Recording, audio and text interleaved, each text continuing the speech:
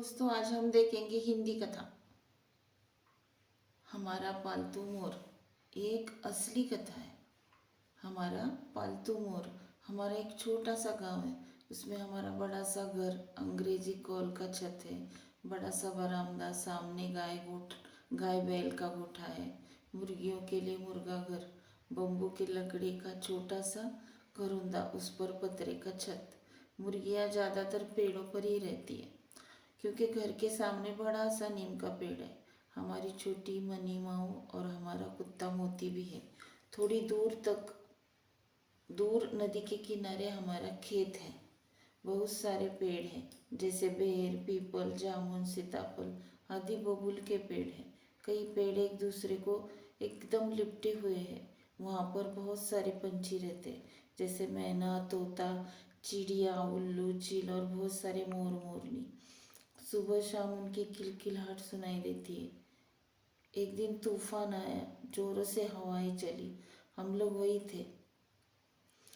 हम हमारे खेत के घर में, मतलब शिकार झोपड़ी कहते उसे, घर में गए। 2-4 पेड़ों की डालियां टूट गिर पड़ी थी। उसमें मोर का घोंसला भी गिर पड़ा था। मोर मोरनी चिल्ला रहे थे। नजदीक जाकर देखा तो अंडे थे। एक टूटा था, एक सही था। हमारे घर में जेठ आषाढ़ महीने में मुर्गी के बच्चे निकलते। हमने वो मोर का अंडा भी मुर्गी के नीचे रख दिया। 21 दिन बाद छोटा सा मोर पैदा हुआ। मुर्गी के बच्चे के साथ वो घुल मिल गया।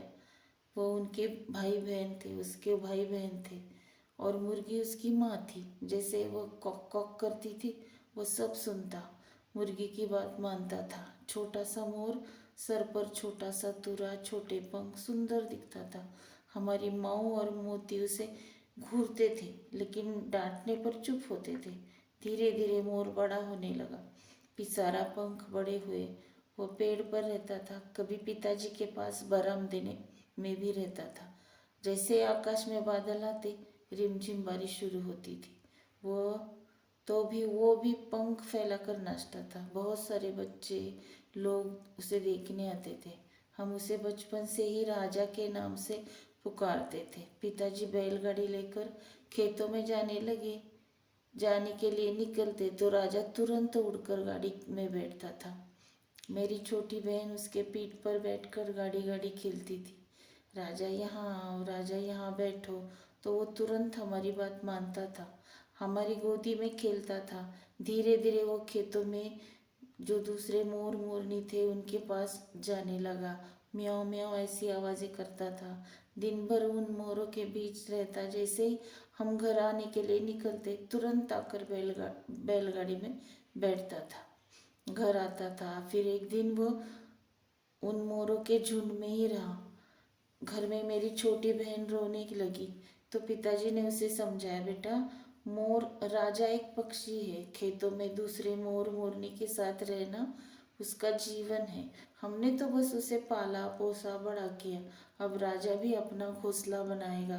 दूसरे दिन खेतों में जाते ही तुरंत राजा हमारे पास आ गया, जैसे उसे भी हमारी याद आ रही थी। राजा हमारे ही घर का एक सदस्य बन चुका था।